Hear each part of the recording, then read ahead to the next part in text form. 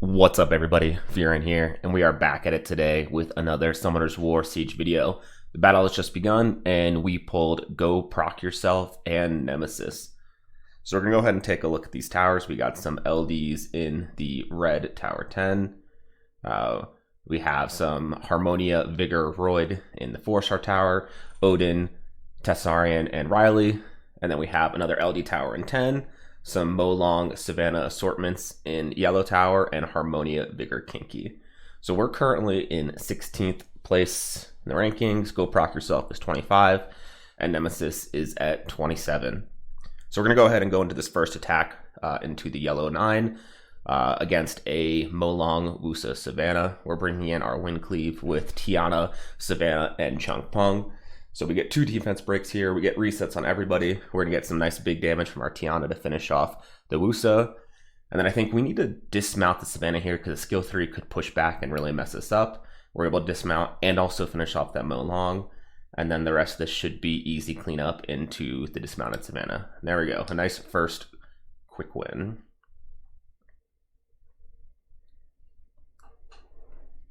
Next, we're going to go into the LD tower against this Heritage, Vigor, and Triana. We're bringing in our favorite comp of Sierra, Iris, and Light Monkey King. Here, we want to just make sure that the Heritage doesn't get stacks off. I'm thinking here, I'm pretty sure whoever you bomb here is going to get cleansed, so I decide to bomb the Vigor, but we get resisted, so it doesn't really matter. Go ahead and not wake up the Heritage here and keep cycling on the Sierra. So again, we're not that worried about Vigor or Triana damage. I'm just going to prioritize continuing to bomb the Heritage. Even though we get another miss with near max accuracy, it's okay. As long as we can just keep these units under wraps.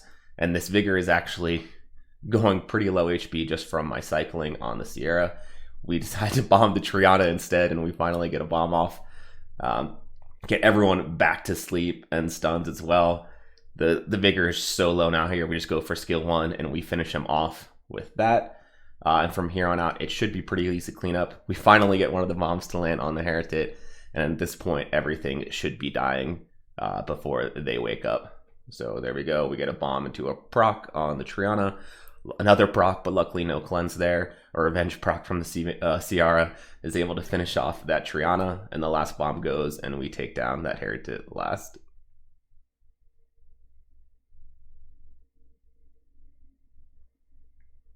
Next, we're going quickly into this Tower 10 again against the Sierra, Rauk, Gianna. We're taking a Garo, Draco, Rocky here. Kali would be better here, but the Rocky was just already ruined. Unfortunately, I've still been doing a lot of R5 farming, and I pushed my Rocky in front of the Garo. Again, here it actually doesn't matter because we're not looking to get the anti-revive mechanic at all. So we're actually just able to finish off that Gianna. Next, we kill the Sierra, and then 3v1, we're able to take out this Rook pretty easily. We're going to go ahead and take our next attack into this Harmonia, Kinky, and Vigor. The main idea here is that we're going to try and keep the Harmonia locked down as much as possible with the skill 3 sleeps from the Elusia. We're going to keep our speed buff up from our Vigor, and then we're going to try and take out their Vigor as quickly as possible. The main idea here also is just that to try and take out that speed buff and that 3-turn defense break from the Vigor will bring a lot more safety into this comp. So we have the skill 3 blown there by the Harmonia when it procced out of the sleep. The main risk of losing with this is that you do have a low health unit on their side where you have the health equalizer into a skill 3 from the Vigor or skill 2 from the Kinky or some procs. So looking to keep that Harmonia locked down as much as possible so that the skills don't cycle back. And she used the skill 3 already into a full health Vigor with no one on their side that low. So we get the Vigor now down to about half HP. We got a lot of procs here on the Elusia, so we're able to get a second sleep off. The Vigor gets the heal, but he was heal blocked, so he's still pretty low. We get that defense break. We're going to try and freeze, and yes, we get it. On the Harmonia, we get slept as well, but the Vigor wakes us up, and we're able to kill the enemy's Vigor. Most of the danger here is now over after we've killed this Vigor. We're going to have a lot easier time controlling the Harmonia without the speed buff, but still, again, just looking to be cognizant of when that skill 3 is up. and balancing our heals on our side so that we don't get caught with a unwanted harmony into a defense break into a skill 2 proc from the Kinky. But we're going to go ahead and target this Harmonia. You can also kill the Kinky first if you are able to get a little bit more CC onto the Harmonia, because when you're putting the CC into the Kinky, there's always the chance that it gets cleansed by the Harmonia. But I like to go into the Harmonia here because with the skill 1s and from the Elucia onto the Harmonia, we're going to keep that cooldown on the unwanted harmony and the cleanse a little bit lower because we're focusing a fair amount of control. And here we're able to get our defense break to kill off that Harmonia. And 3v1, we are going to be just fine against this Kinky. And there we go.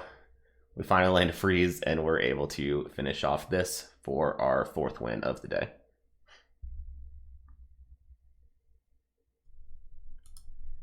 We're going to take our Bale Tion Lucian into this Odin Tessarion Riley comp. I go in and I see pretty slow attack bars and shield set, so we're a little worried, but our Lucian is able to finish off the Riley and the first life of the Odin. As long as we kill the Riley here, we're going to be okay.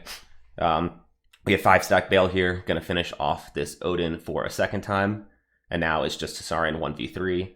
Him killing our Lucian gives us back to 5 stacks on the Bale, we get our attack buff, and we're able to clean this one up.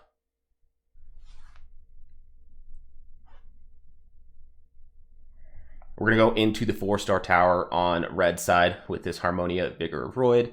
I'm not as scared of these Roid defenses. I feel like if you bring a water tank that doesn't need to move, he just doesn't really do too much. So we're bringing in the Hresvelg, Rina, and a damaged Triana. We're going to kill the Roid first just because he doesn't have any of the buffs here. We're able to almost one round him right there. I think I go for the kill here, but yeah, we have this unwanted harmony. Could have been prudent to not go for that, but we still have the Roid targeting our arena, and we escaped the potential loss condition there. I could have healed. I could have also just thrown a skill 1 into the Vigor. Again, similar to the other Harmonia comps, the way that you lose is just that unwanted harmony changes the AI of the monsters that you're trying to tank, especially potentially the Roid, since the Vigor is not likely to go into your water units or your wind units, but there we go. We're able to take that out and see our next win of the day. For our next attack, we're going to go again into this Odin, Riley, and Tessarion. This time we're taking a Nana, Perna, and Tank Triana team. Again, the whole idea here is that we are just having death prevention on every single unit. We have the Perna with the own revive, we have the Triana with the death prevention, and we have the Nana with their own revives as well. I think the important thing here is that we have the Triana is the only one that is not super dependent on their passive for keeping themselves alive. So the defense break from the Tessarion is going into the Triana is not going to stop the Nana from reviving. We'd be slightly worried if the Tessarion was somehow going to be hitting the Nana or the Perna and going through our stacks more quickly. But so we get the death prevention from the Triana there to stop us from losing a stack on our Nana. We're able to kill the Odin for a second time. And now the main threat of this comp is gone. I'm not really worried about dying to anything else here because our Triana and our Perna passive should be able to out-sustain the rest of this damage. It's just going to be a little bit of a slower grind to go through here. Having a destroy Perna would potentially have been helpful here. But we're basically going to be finishing off this Tessarion decently easy.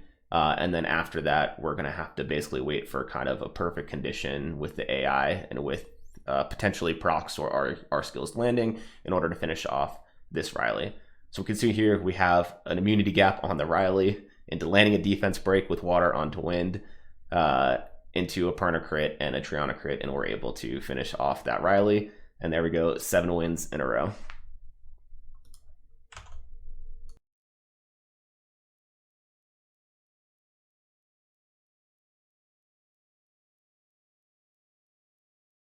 We're going to hit another one of these Tessa Riley variants. This time it's with an Elsharian, and I'm going to take another Lucian comp in. We take the Water Monkey to have the attack lead and then also potential cleanup on anything else here. We're able to clean off the Tessarion and the Riley with just the Lucian, and now we have a 3v1 with a strong Water Bruiser into this Tessarion, and no way that we lose this. We get another skill 1 and to boost our Water Monkey for another skill 3 and finish this one off.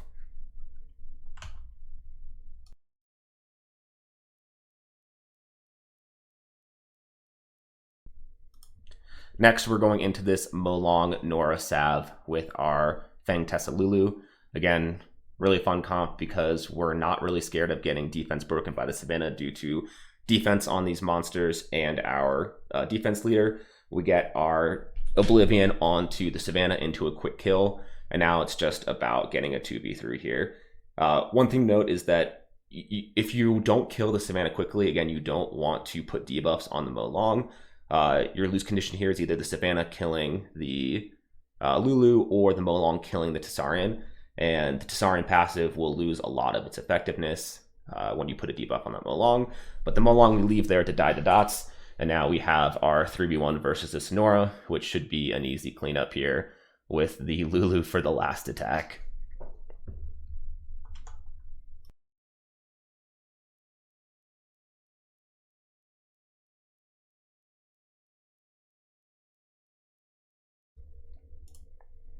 We're going to go into this Ayunu, Mali, Suiki for our last attack here. We're going to take an Ayunu, Triana, and Rina.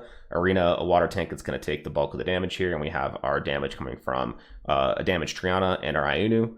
We're going to see if we can snipe this Ayunu in the first turn with the Oblivion.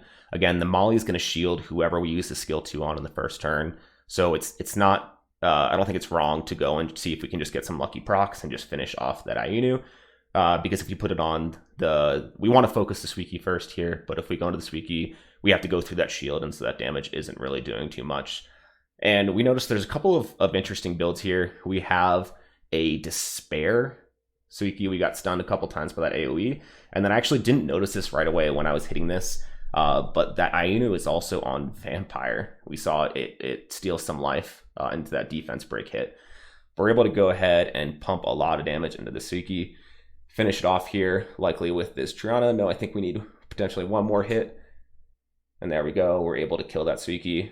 And then again here, we don't want to get 3v1 by the Ayunu. This happens if basically we get one shot through the Triana passive here. So we go for the skill 2. It doesn't quite kill. We leave him 1 health. So we're going to decide to start working on the Molly a little bit instead. Again, when we have that skill 2, we're fine with going for a snipe on the Ayunu. What we don't want to have happen is for him to come back, skill 2, not quite kill my Ayunu, and then use another skill 2, which goes through the Triana passive but doesn't proc her turn until after the Ayunu is dead.